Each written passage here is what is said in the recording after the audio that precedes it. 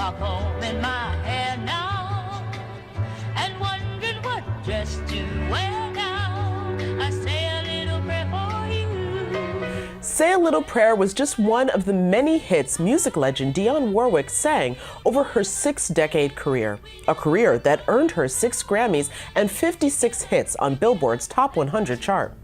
Among her many classics, Walk On By, Alfie, and What the World Needs Now. And this week, the Dionne Warwick Institute of Economics and Entrepreneurship will honor her along with record executive Clive Davis at a benefit for the public schools she has supported in her hometown of East Orange, New Jersey. And this legendary lady of song joins me now. I'd like to welcome Miss Dionne Warwick. Thank you. Tell us a little bit, because for the 5 people who don't know your story, because what I love so much about you is that you're a local girl. You're definitely of the tri-state area, Jersey girl through and through. East Orange, New Jersey, yeah, rah, rah. Yeah. Take us back to when you began your career in East Orange. Oh, boy. Well, I was doing background sessions during my high school days. Oh, wow. Yeah, we would, over the weekends, Friday evenings, Saturdays, we would take the 118 from Penn Station into New York and go to the recording studios and do those oohs and ahs and yays behind those wonderful recording artists. And from background sessions, how I met Bert first. I met him during a session. Sorry, Bert is in... Bacharach, Bert yes. Bacharach, yeah. That Bert. Just no. Bert, yeah. Yeah, he had written a song with a young man named Bob Hilliard for the Drifters called Mexican Divorce. And my group, we did the background on the Drifters recording of that. After the session was over, Bert approached me and asked if I would be interested in doing demonstration records of songs he would be writing with a new songwriting partner, Hal David. I said, yeah, as long as it doesn't interfere with my education. And because I was graduating high school, I was getting ready to go to college. And he says, oh, okay, no problem. I said, no, it won't be a problem because my mother would kill you and me both. But he totally understood. And that's basically my introduction to Bert and Hal. Did a demonstration record for the Shirelles that Bert and Hal had written. Florence Greenberg, who was the proprietor of Scepter Records at the time, didn't want the song, she wanted the voice.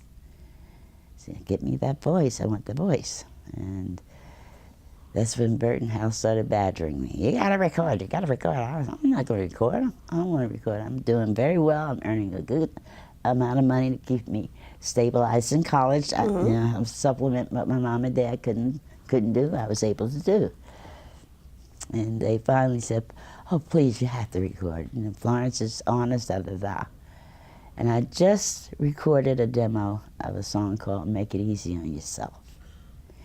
And I fell in love with the song. So I said to them, okay, I'll record, yeah, but that has to be my very first recording. And they promised it would be. And I was very satisfied. I went back up to Hartford, Connecticut, and back to classes. I was on my way in to do a session for them. Had my radio on, and my little thing. And all of a sudden I heard this raspy voice coming out of my speaker singing, Make It Easy on Yourself. It was Jerry Butler. And I wasn't not a happy camper, to say the least. And I kind of let them know how unhappy I was. And as a matter of fact, my first recording, which is called Don't Make Me Over, is what I told them they could never do to me. They would put pen to paper And that was my very first record. Oh my goodness, Yeah. that is such a great backstory, especially considering that we're in a period now where people talk so much about how young women need to learn how to advocate for themselves and speak up. The fact that even then you were like, no, don't be, Hey, you know, I'm from East Orange, New Jersey. don't play me like that. You know it. So, in building your career, the other thing that I find so fascinating about your story is that education was still a very important thing for you. Absolutely, absolutely. It was primary. And my mother was a stickler. You will get your education. I don't care what goes up or down, Missy. Okay, Mommy. You have no worries with me. Well, can you tell us what it was that you were thinking of becoming had you not become a singer? I was going to be a teacher. That is so beautiful. Yeah, music education was my major, piano a minor. Oh my goodness. Yeah. Well, that seems to fit because one of the many philanthropic things that you've gone on to do, of course, is the Dionne Warwick Institute of Economics and Entrepreneurship. My school, yes. Priorly, it was known as Lincoln School, which was my grammar school, is where I went to school. Oh. And about 10 years ago, they decided to dedicate the school to me. And I'm so proud of it. I'm proud of not only my name being on that building, but my babies that attend that school, the teachers in the school, how much care and love and genuine, you know, come on, you can do it, you can do it, you can do it. And these babies are thriving. I'm so proud of them. You know, if nothing else ever happened, that's my coup de grace. That's really impressive. Yeah. I do want to turn now to the new album that you're going to be working on, which couldn't be a better title, She's Back, although where you went, I'm not really sure. Around the corner for a couple of years. Yeah, it was brought to my attention. I didn't realize I had not recorded in almost 5.5 years. I said, really? And I mean, I was genuinely being accosted by people. When are you going to record? We need some music from you. What's wrong with you? I mean, I said, okay. Yeah. And, whoa, I didn't know you missed me that much, you know what I mean? So I said, the title of my CD is going to be She's Back. And that'll shut everybody up. So, She's Back, okay? Now you got your record. What else can I do for you? Well, you got a chance to also do some duets with a lot of Sure contemporary did. artists. Yes. And the stories that they shared with me was, oh, my mother fell in love with this song, and that's all I heard every day until I went to school. And then all of a sudden I heard this song. I didn't know you recorded that song too. Yeah, I was the first one to record that one, baby. Well, I was going to say, I mean, your presence in popular culture has become so ubiquitous with so many of our lives that it's got to be just something that perhaps people take for granted, that they don't realize how influential you've been over the years. Yeah, well, I don't look at it me being influential. I think it's the music I'm associated with that has infiltrated, has had the ability to speak to people.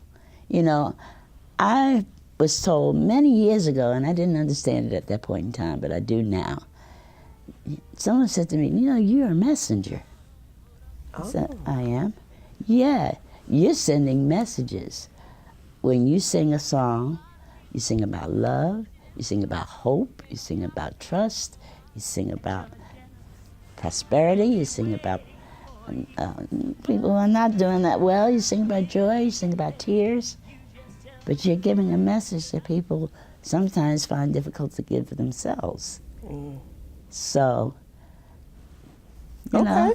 I understand that you've recorded a version of What the World Needs Now, which first of all, that seems like such an appropriate song for this particular moment. Love, Sweet Love. No doubt. Did you choose that song for this album? Specifically, yes.